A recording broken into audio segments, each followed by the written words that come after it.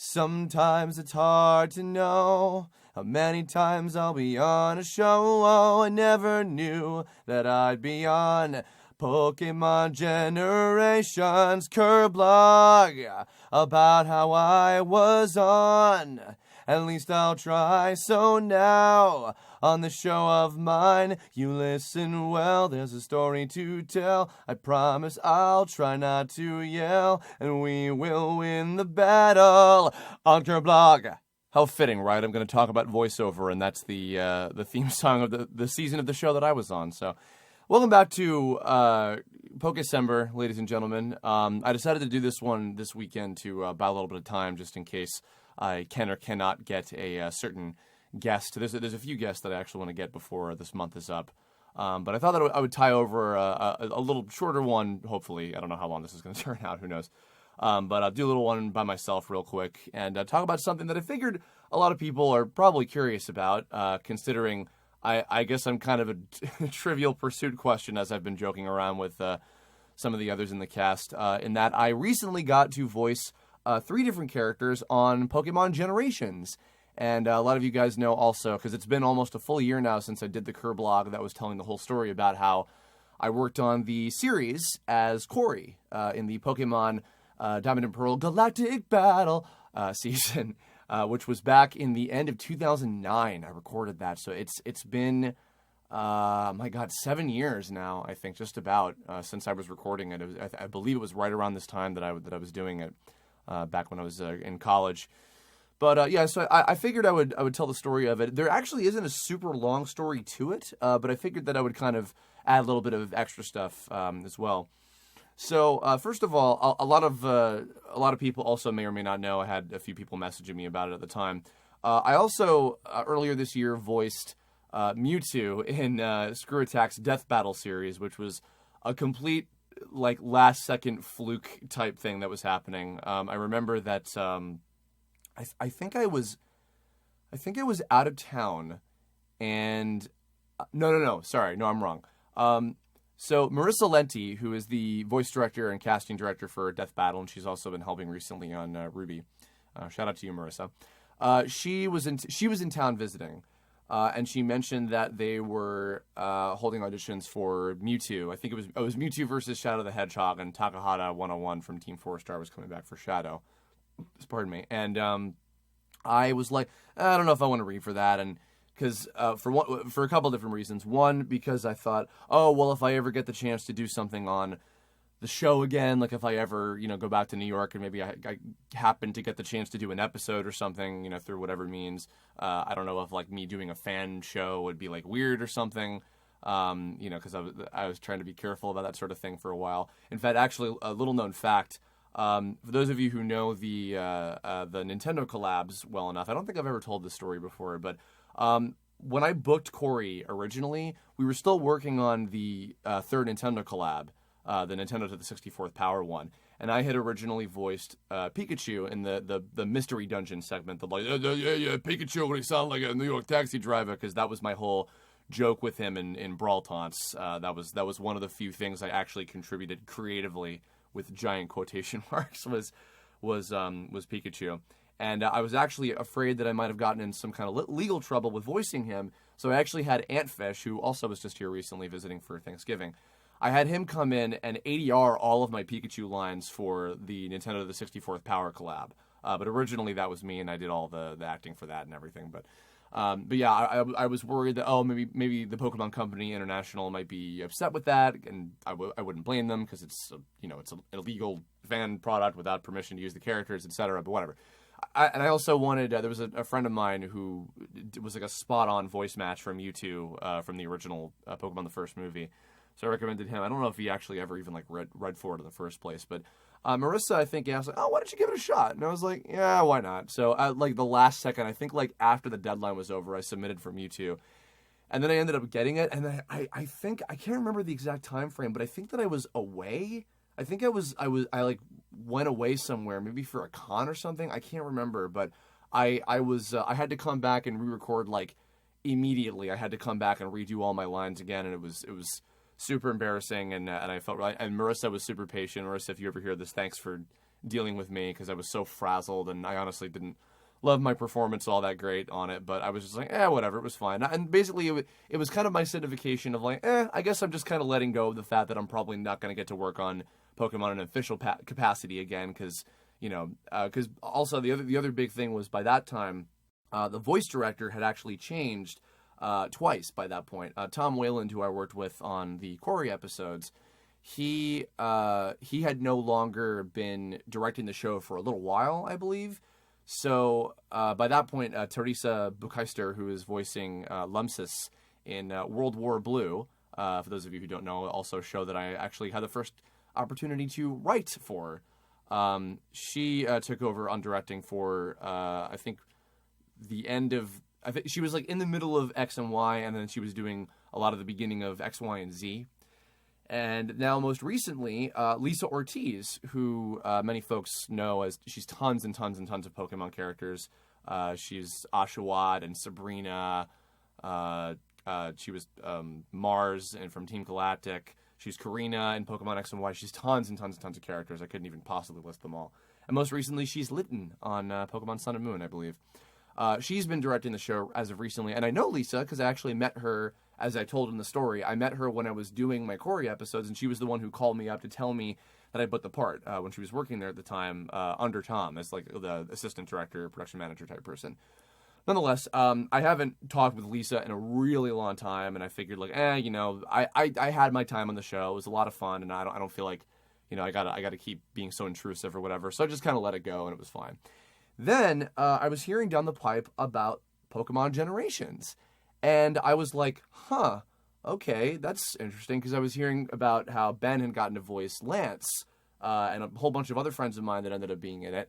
And my joke about I'm a Trivial Pursuit question, because Lucian Dodge and Christina V in particular, here's a little mini Did You Know voice acting segment for when and if I ever do a Nintendo Characters Part 5 or something at some point. Lucian and Christina V, and the two of them specifically, have been in the TV series Pokemon Origins and Pokemon Generations, all voicing different characters, and which was really cool. And so they were like all playing different people between each of them, obviously. So I was hearing about this. I was like, oh, okay, cool. And actually, I'll be perfectly honest. Hopefully, I won't get slammed for this. When the Generation shorts were first coming out, I actually didn't like them very much. I was kind of looking at them like, not really digging. I mean, the animation's kind of cool, I guess, but these are just kind of these short little snippets. And actually, I think that part of the reason I had that perception was because I had recently, over the last couple months, and I also do plan indeed on doing a Kirblog about this, I was binging through the Pokemon X and Y animated series on Netflix, because they have the whole first 2 seasons of it up on there, and then I was watching most of the X, Y, and Z season on the official Pokemon website.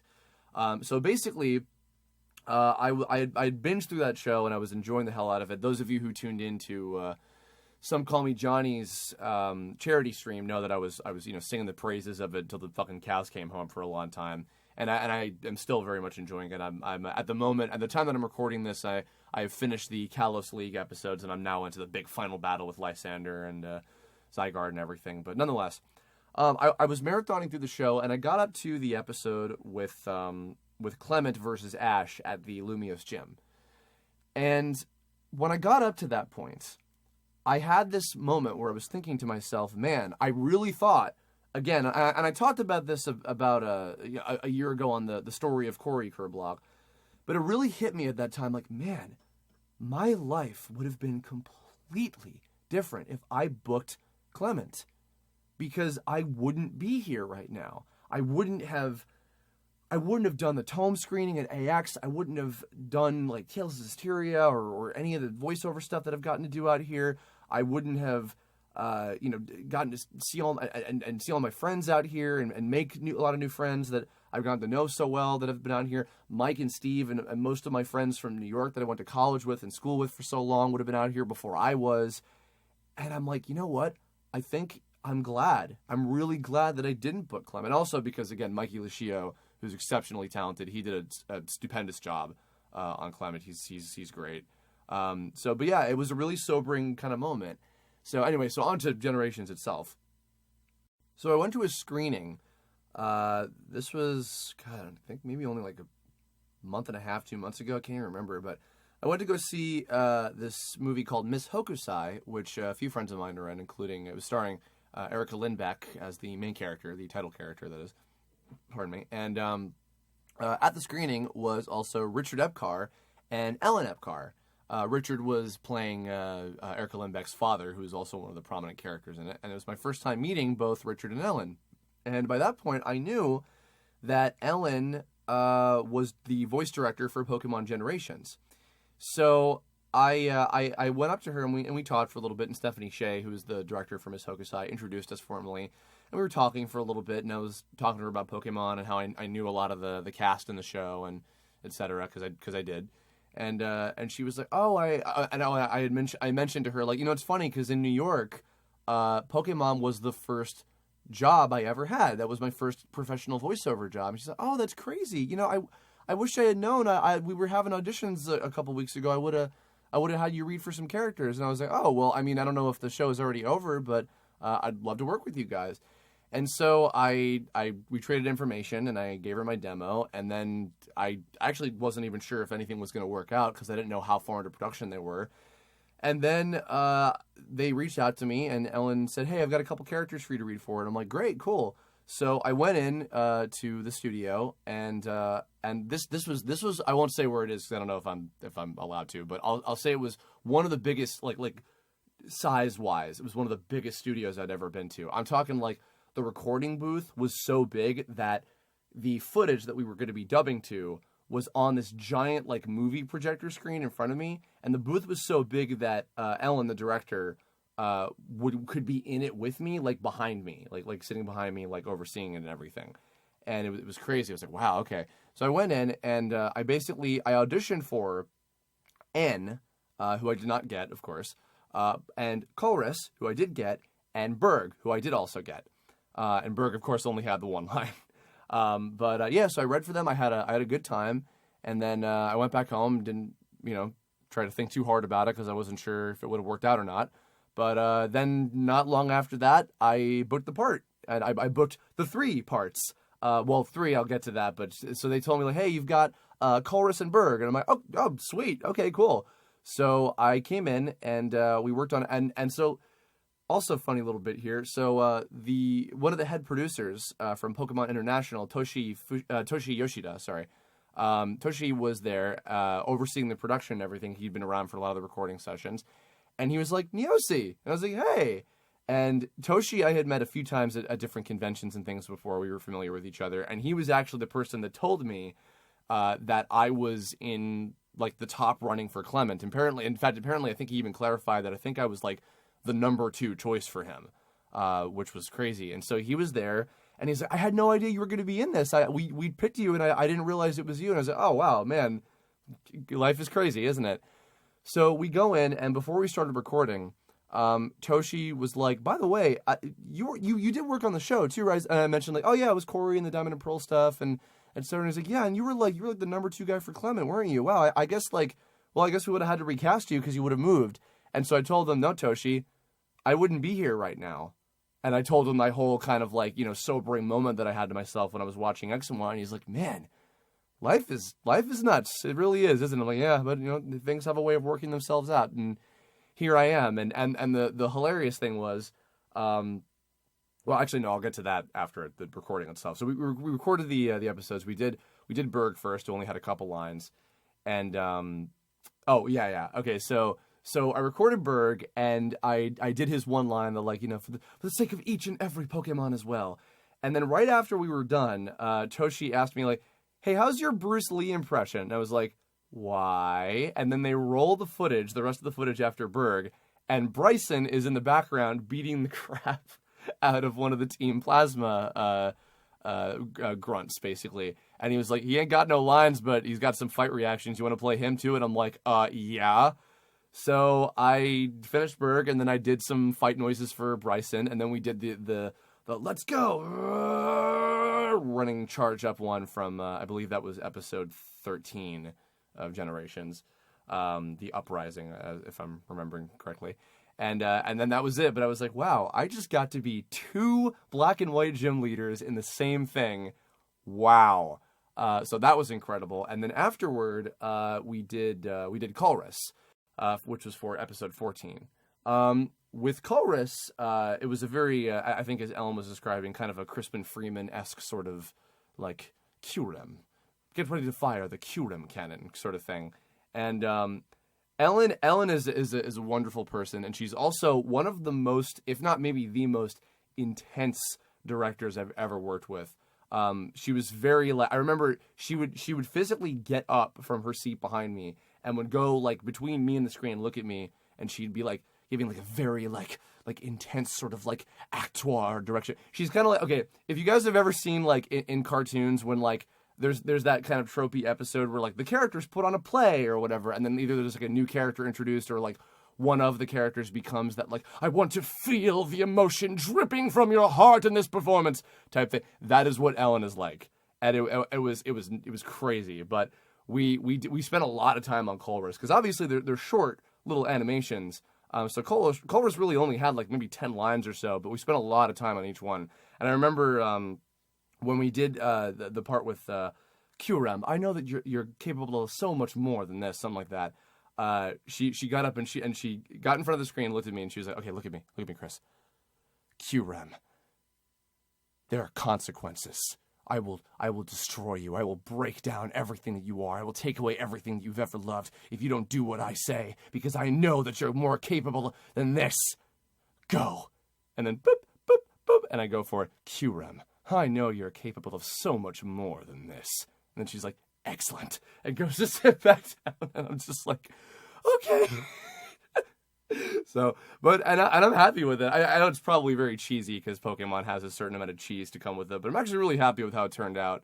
And yeah, they both aired only a couple weeks ago. I think that by the time this one is coming out, I think the first of the not Sun and Moon, sorry, the X and Y shorts will be coming out, which is going to be hilarious because I don't know for certain, but I'm gonna laugh if there ends up being Friday Pokemon X and Y characters on Generations, followed by Saturday new episode of Pokemon X and Y the anime with the same characters and with different voices because they recorded on opposite sides of the country. But nonetheless, yeah, it was really, really cool, and I am so incredibly honored to have gotten to come back and be part of the Pokemon universe as different characters, and now the clincher. The funniest thing about this is that I never got to audition for any of these 3 characters in the original series. I never read for Berg, who went to Billy Bob Thompson, who is now also the voice of Greninja and Zygarde and tons and tons and tons of Pokemon characters.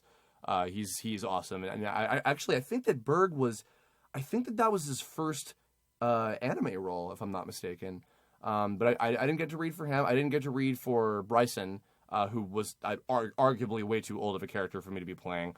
So that one I understood. And I didn't get to read for Colress, who previously was played by Sean Schemmel in the Black and White 2 animated trailer, and then by the fantastic Eli James, who played him in the Black and White anime series, who did a fantastic job. And honestly, he did way more with the character in the show than I ever could have in that single short. So I give nothing but kudos, particularly to Eli. And to Billy as well. I mean, I had one line with Berg, so I can't really take too much credit. But that's the thing too, is like it really isn't a matter of like oh man, look at how big of a deal I am because I got to play all these different characters or whatever. Honestly, for me, it's as simple as it is an honor to get to come back and be part of this franchise again in whatever small way that I got to. And I'm really glad that a lot of friends of mine got to be in the series as well and be part of the Pokemon universe because a lot of them have never gotten to be in the series. A few of them have as well. But it's really cool just to like get to play in this world again because I love this series, and I'm glad that people seem to be liking Pokemon Generations. I hope that maybe down the line there might be more of them, whether I'm involved or not or otherwise. We'll see what happens. But yeah, I guess that's kind of it. That's kind of the end of the story. Yeah, so I'll have a link in case you guys haven't seen them yet. I'll have a link to the Uprising and the Frozen World, which were the 2 that I worked on. I'll have links to those. You can check those out. I'll also have a link to the Kirblog where I told the story of Corey, which is what it's called. That was a year ago in last Pokécember. And I guess in the comments below, what was your favorite episode of Pokemon Generations? Do you like the series? Do you think that it measures up against the TV show? Do you like it better or worse than the show? Are there any characters that you really liked seeing in this iteration separately from the show or even the video games? Let me know your thoughts, and hopefully one of my special guests will be joining me on the next Pokécember Kirblog, so I look forward to that. And in the meantime, I will catch you all in the frozen world.